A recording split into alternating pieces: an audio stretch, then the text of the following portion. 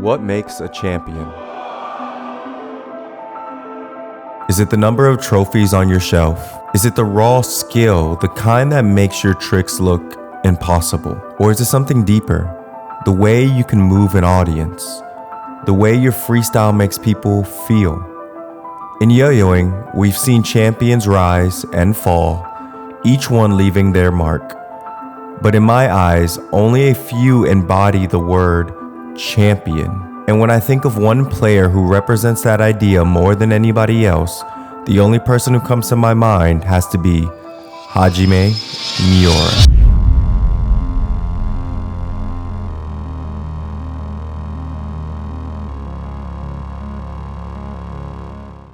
So let's actually break this down. What defines a champion in yo-yoing? First, you got the obvious one that everybody's gonna know, world titles. The highest achievement in the sport, proof that you were the best, well, at least for that year. Players like Haruki Suzuki with multiple world titles across decades of yo-yoing, or players like Gentry Stein who dominated the 1A division, have proven that consistency at the top makes you legendary. The second thing obviously has to be pure skill and innovation. The kind of yo-yoing that pushes the entire community forward. Players like Charles Haycock. In 2016, he posted a YouTube video demonstrating tricks that pushed the whole community forward. Winning Trick Innovator of that year, Evan Nagao brought a performance-first style that blurred the lines between freestyle and art. Takeshi Masura showed what mastery across multiple divisions looks like, being a fluent master in 5A and 1A. These players didn't just win, they changed the game within each individual niche. But then there's a third category, the one that isn't measured merely by the clicks or score sheets. How do you make people feel?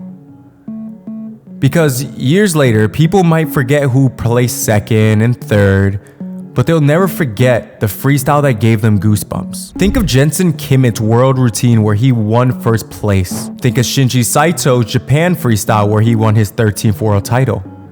Think of Gentry Stein's first place win in the Czech Republic.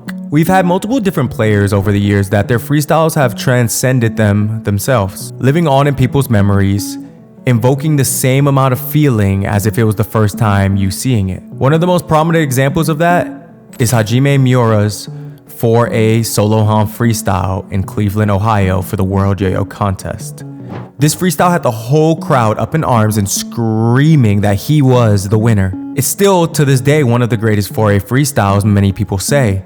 It's still to this day debated if he should have won that freestyle. Freestyles like that leave a long-lasting impression upon people. Those are the freestyles that leave you with goosebumps, the ones that get you to say, wow, that was what yo-yoing was truly about. This is why I continue to do it. Let's take a quick look at some of the champions who left their mark. Haruki Suzuki, or Mickey as many people know him, who dominated the 1A division with speed, precision, and style. For years, he set the standard of what competitive yo-yoing even looked like. Gentry Stein, not just a champion, but the face of yo-yoing at this point, his clean tricks and marketability helped bring yo-yoing back into the mainstream spotlight, but not as much as our next one, Brandon Vu. Brandon Vu is what I've heard from people as the people's champion. He hasn't necessarily won a world title, but people still call him a champion. It's primarily because of the way he's brought modern day yo-yoing into the mainstream through platforms like YouTube, Instagram, and TikTok, bringing it to a broader audience. Players like Evan Nagao, who treated the stage like a canvas. His routines weren't just freestyles, they were performances that made you feel something beyond the tricks. Each of these champions proved something different. Dominance, artistry, consistency, innovation. But still, there's still one player who, in my opinion, captures all of these qualities in one way or another. That player has to be Hajime Miura. For those of you who don't know, Hajime is a Japanese yo-yo player who redefined what 3A could be. Hajime won his first world title in 2014. Ever since then, he continued to dominate in the 3A division non-stop. His freestyles were different. Where others were fighting against the division, Hajime was dancing with it. Every movement had grace, every trick flowed seamlessly into the next. It wasn't just skill, it was art. Even today, majority of players look forward to seeing Hajime perform. They know when he gets on stage, it is going to be an art form that they were not ready for. And even this year at Worlds, he did not disappoint. And it wasn't just about the tricks.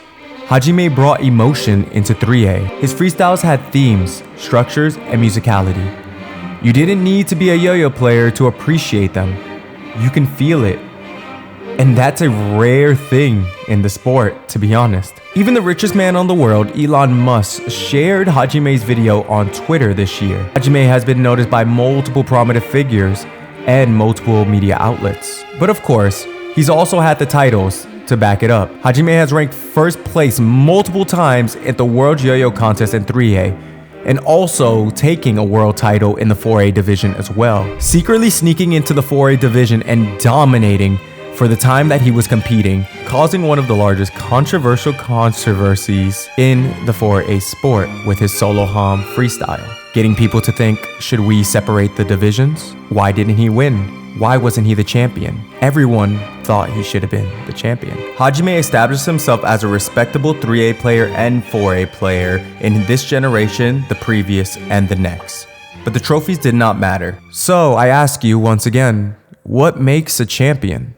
Sure, world titles matter, skill matters, but the champions we remember, they're the ones who touch something deeper within us. They're the ones who make yo-yoing feel more than just a sport. They make it feel like an art form. They're the ones who reignite the fire in your heart to continue playing with the toy. When I think of a player who embodies all of those definitions into one, I always come back to Hajime Miura. A true champion, not just in the medals that he carries around, but because of the inspiration he leaves behind after every freestyle he performs. I hope you all like this deep dive and retrospective of what makes a champion.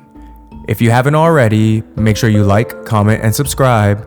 Follow for more deep dives. And until the next time I ramble on, I am Echo. Peace out, everybody.